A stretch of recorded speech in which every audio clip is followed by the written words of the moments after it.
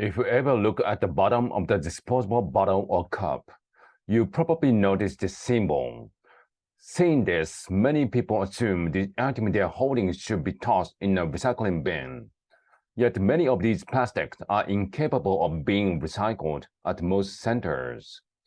In fact, of the 360 million tons of plastic created worldwide each year, only 9% is ever recycled.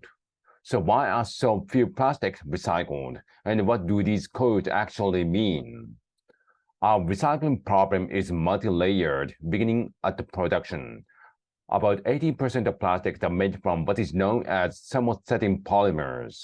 These plastics gain stability through curing, a process that hardens the material by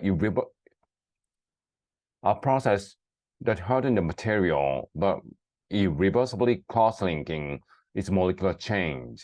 The very properties that make some set plastics so useful, in that they keep their shape and integrity under extreme conditions, mean that they can't be broken down and rebuilt by the vast majority of recycling plants. Thankfully, most plastics are thermoplastics, which can be melted and remolded. But this category encompasses a variety of materials with unique chemical structures, weights, and properties, all which require different conditions for recycling. As a result, only some of these thermoplastics are accepted at most recycling centers, which brings us to the next problem, the confusing code system. Developed and introduced by the plastic industry in 1988, this code was presented as a way to help consumers and facilities sort their trash.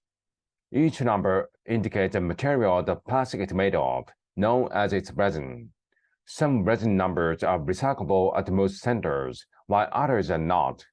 And yet, within this system, all numbers are surrounded by a universally recognized recycling symbol, misleading consumers into thinking that many unsalvageable plastics have a chance at a second life. And just because a technically recyclable resin makes it to a recycling bin doesn't mean it will continue its journey.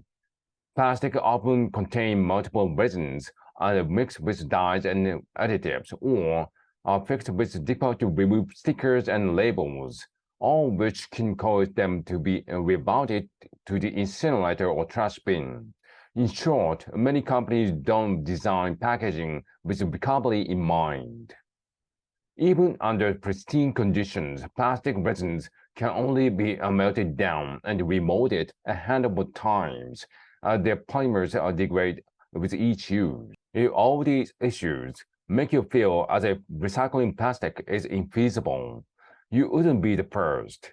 This reality was well known to the plastic industry as early as the 1970s. Despite their doubts that widespread recycling would ever be economically viable, the industry threw millions of dollars into ad campaigns. Within the US, the plastic industry quietly lobbied state government, leading a majority to adopt laws requiring the plastic bear the confusing resin codes. And with this, the burden of fixing the growing plastic waste problem was pushed from the industry onto the consumer. Today, the situation has only gotten worse. The rising cost to properly separate all this waste, paired with fewer international buyers of recyclable scraps, has forced many cities to shut down their curbside recycling programs altogether. So, how can we fix our growing plastic waste system? It's clear that we must reduce the plastic we consume. More than a quarter of our plastic waste come from packaging materials. Many manufacturers have taken steps in the right direction, phasing out unnecessary plastic films and switching out plastic tubs and tubes with more easily recyclable materials or compostable options. For the plastic that do remain, one solution is to work towards a circular economy for plastics. This means creating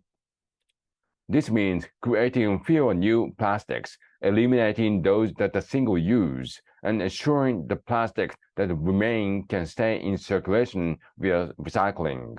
Such a system would rely on policies that regulate plastics, starting at their productions, ensuring that all plastic created are free from contaminants that could harm the ability to be recycled.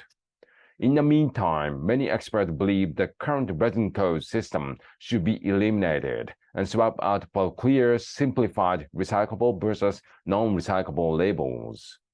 This would help consumers more easily sort their waste, but more importantly, allow them to make informed decisions at purchase, ultimately putting the pressure back on the manufacturers to ensure recyclable future.